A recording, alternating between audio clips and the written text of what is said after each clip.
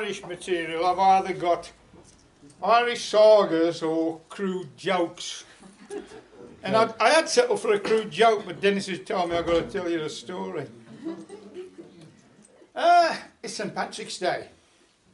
And in many parts of the world, it'll be celebrated. And it'll be celebrated by drinking lots of alcohol. Which is very strange because St Patrick himself wasn't a drinker. I mean, occasionally he might have a drink, but, you know, never when he was working, because he was a workaholic. And, he got months working, trying to convert the Irish people. And, well, nobody could keep that sort of pace up.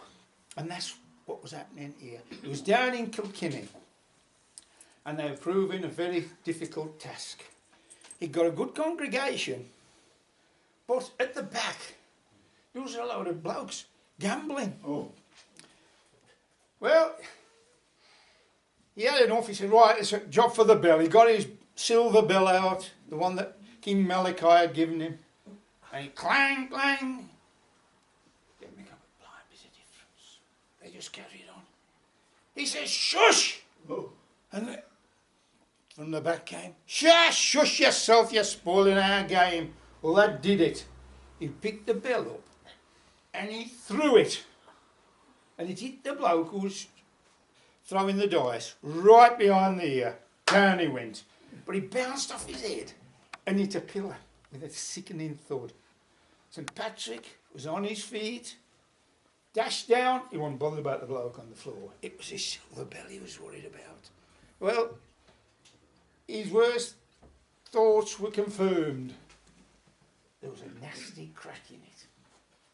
So he turned round, he said to his congregation, he said, right, he said, I'm going now to get my bell fixed. And when I've got it fixed, I shall be back to sort you lot out.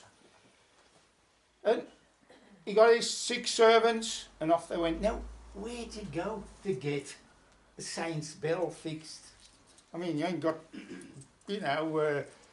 Yellow Pages or Google in them days, but he did find somebody near Ring in County Waterford. Off he went down there. Well, when he got down there, the bloke was shoeing an horse because you couldn't rely on fixing saints' bells for a living. So, well, you can understand that, can't you? So, anyway, he said to the guy shouting the bell, he says, can you fix it? He says, yeah. He says, I can fix it. He says, will you leave it or do you want to wait? And St Patrick says, I'll wait, we'll wait. So he got to work immediately. This big hairy guy with huge hands, working delicately on this bell, and there were all these holy men around watching him in awe of him. Well, eventually he got it fixed. He had a tuning fork just to check the tone, And he handed it back to St Patrick. He says, there you are. He says, that's as good as new. And Patrick thought, I'll be the judge of that. And then he rang it. And it was beautiful. And that's a fact, he had to admit, it was better than new. So, he said to the smith, he says, well, what do I owe you? And the smith said, well, being as yourself, just buy us a drink. So they did. They walked straight over the road and into a pub. Just handy, really, because there was another pub within 10 miles. Well, St Patrick says, well, what do you want? He says, a pint of porter. I said, porter? Yes, pint of porter, of course. Yeah. So, okay. So he calls the landlord over. Right, shifty looking villain he was. He came over. He says, a pint of porter for the fella here. And glasses of spring water for me and the lads. And he shuffled off down the bar. And then the smith nudged St Patrick. He says, now you watch this for a bit of villainy. There's something amiss. He says, you watch. Well, when he came back with the drinks, the spring water was filled right up to the top. But the porter, well, it wasn't 2/3 full. Just too much froth on the top. And St Patrick says, it's always like this. He says, ever since that fella's dad died, This is how it's been. He's trying to get rich quick. Oh, St. Patrick said, oh, we'll fix him. He said, oh, boy, man, he says, come here, he says, is this a pint or half a pint you've filled for this bloke? Well, he come over, he'll lean over the counter.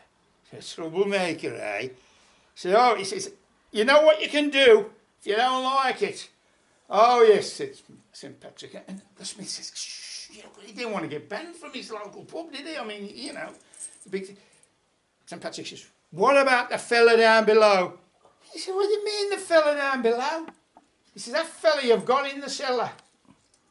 He says, he's mad. He said, get him out of here. Has he been drinking before he come in here? And Patrick said, if you don't believe me, I'll show you. Get a candle. So they went down the cellar.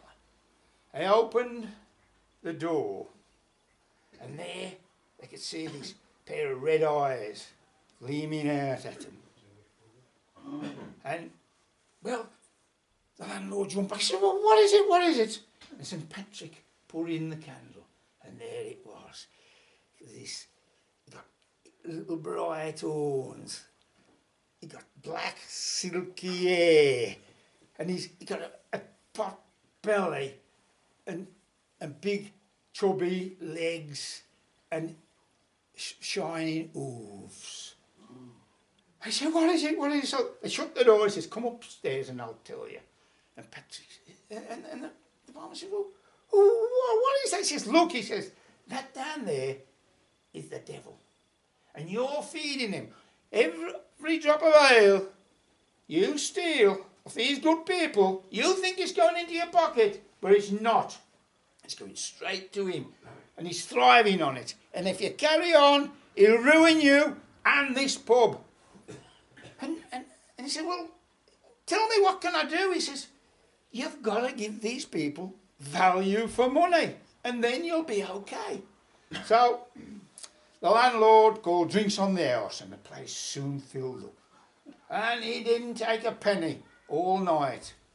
Well, at the end of the night, Patrick said, I'm going back to Kilkenny, but I'll be back when I've finished my work there. And true to his word, about 2 months later, he came back.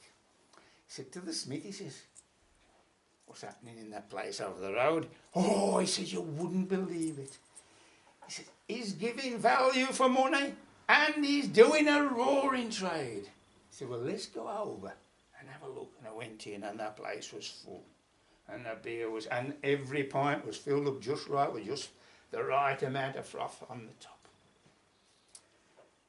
And he said to the landlord, he said, well, how's that fella down below? He said, I don't know, he says, and I don't want to know. He said, what? He says, come on, he said, let's have a look at him. Picked the candle up and down the steps they went. Well, when he got to the bottom of the stairs, the doorway had been bricked up. He said, what's this? He says, I don't want him out. He says, this is terrible cruel. He says, sent the smith to get a sledgehammer. And the smith came back and he smashed that wall down. And then St. Patrick opened the door and he put in the candle, and oh, what a sight. You know, his horns were turning down, his hair was all dank and matted.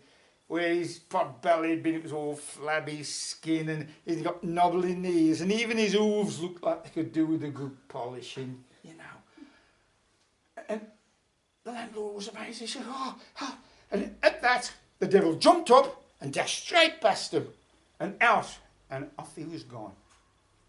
And he's never been back to County Waterford since that day. But they say in that part of the world you'll get the best pint of porter anywhere. Oh.